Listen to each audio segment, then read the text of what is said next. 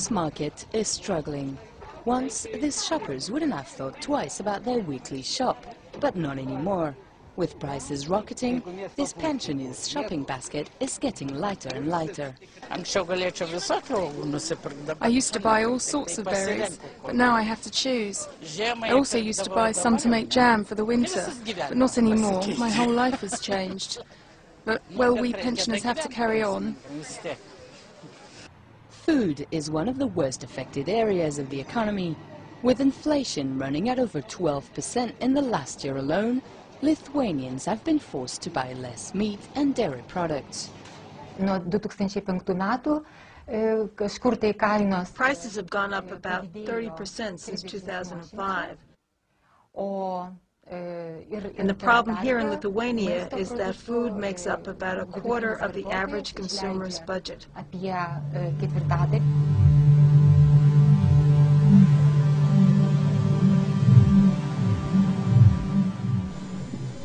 A few months ago, Daniel Plough was forced to close his company, which distributed international newspapers and magazines. The family now survive on Alicia Plough's part-time job as a university lecturer, and the money Daniel can earn from driving his own car as a taxi. This amounts to less than €400 a month. Those a little poorer were the first to be affected. One expected that it would not affect those with jobs. But after a while, everyone was affected. I know many without work, or on part-time, like me, who do not have enough to stay in their own homes. Everything is uncertain. One still cannot see where Argentina is heading.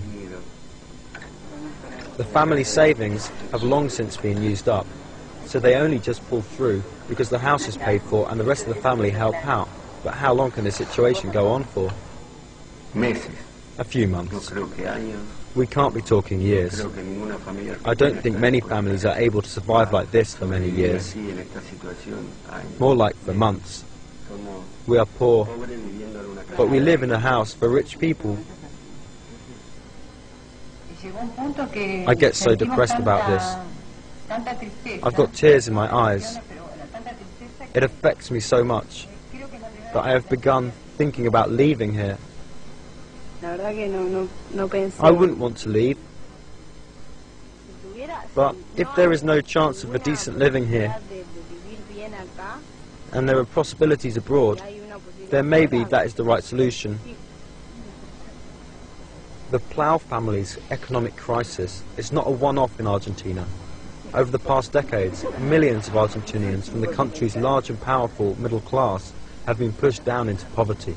The reasons for the crisis are not new. For decades now, the country's changing governments have financed the national debt by taking out loans from abroad. It began in the years under President Menem, when a massive foreign debt was accumulated. Widespread and unchecked corruption arose, which led to this crisis, a managerial crisis. Large groups in society were thrown into poverty, and the middle class became the new poor.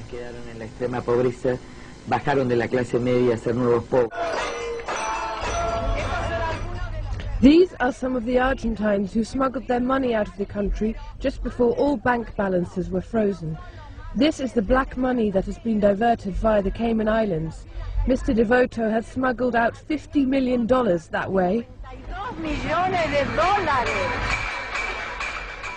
Nearly all of the riches fall into the hands of a small minority of super rich who take their money abroad. There is as much Argentine money in foreign banks as Argentina's total foreign debt.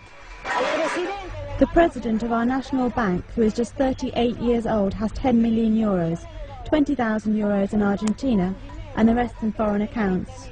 And he wants to force us to exchange our money for treasury notes. He should bring back his own money and put it in treasury notes. The National Bank also houses the IMF representative.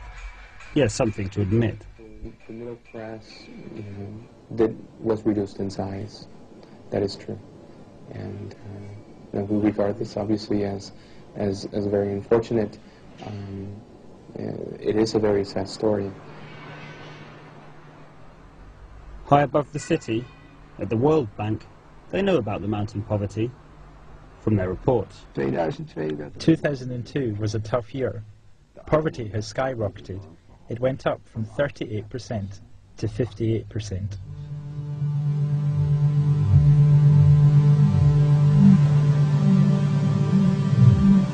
Other undercover video shot from a moving car shows Zimbabweans waiting hour after hour in massive queues, searching for necessities of life. Bread, maize meal, beans, meat. They queue from first thing in the morning until late in the evening. The cruelest irony is that in a country with rampant poverty and an unemployment rate approaching 90%, almost everyone on these streets is technically a millionaire.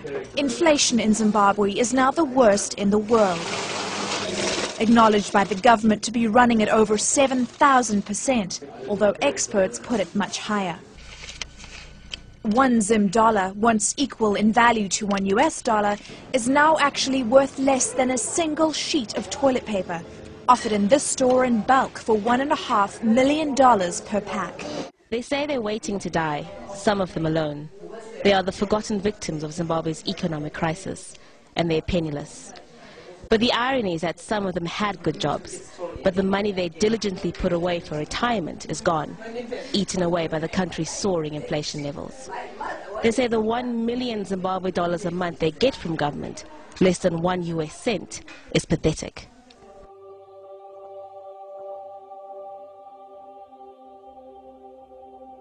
I don't expect the dollar to collapse. Not at all? No, not in the least. No, not worried. I work for the New York Stock Exchange.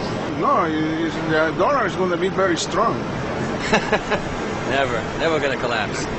You can't just run a deficit at this level. It's a historic deficit, and it's getting worse. And I think the career politicians on both sides of the issue, both sides of the aisle, Republican and Democrat, have been unwilling and afraid to address the deficit, and someone's got to. A lot is hanging in the balance. I mean, we are really on the verge of a significant economic decline in this country. What we've already lived through in 2008 and what we've experienced thus far in 2009, this is not the ending. This is not how the crisis ends.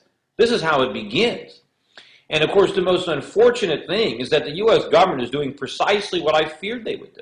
They are responding to this crisis. They are trying to solve the problems they created in exactly the manner that I feared that they would. And that's the reason that I need to go to the U.S. Senate. I need to put a stop to this before it's too late. Look at what's happening today. The dollar index, again, is getting ready to break through the 76 level. We're making new lows again today for the move in the dollar. Again, very little nervousness or worry in Washington or on Wall Street with respect to what's happening to the dollar. The dollar is going to lose a lot more value. And this is not a positive development. This is a big negative for every American citizen, every American who earns wages, every American who has savings. Everybody is going to lose.